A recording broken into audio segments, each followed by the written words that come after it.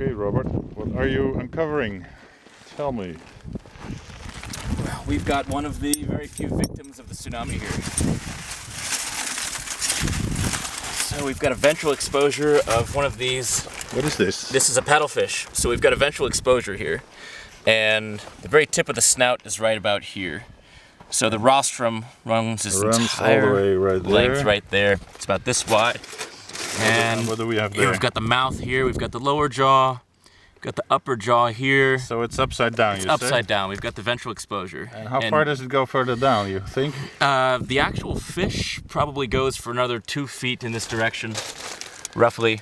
We have ammonite shell fragments right here, right next to the rostrum, still in situ. Okay, they're nice and shiny, yes, I see some.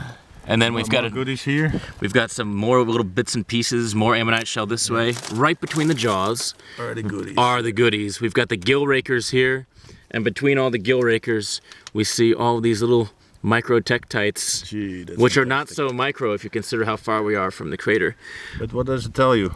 Well, basically, Tektite. it tells us that this fish was alive at the time that it ingested these, essentially. It tried to respire. That's what Walter told me, or asked me. Is Yeah. this really a victim of the event itself? Yes. It's the first time Absolutely. we ever found it. Yeah. Yeah, because the only time you're going to see them wedged in the gills like that is if the animal tried to respire. It's bringing in water from the water column, and any of the large grains that are entrained in the water column are going to get lodged between the rakers. So what does it normally eat? Shrimp, whatever? These things, anything that's organic and small enough to go into its mouth, it eats out of the water column. So detritus, parts of rotten organic debris.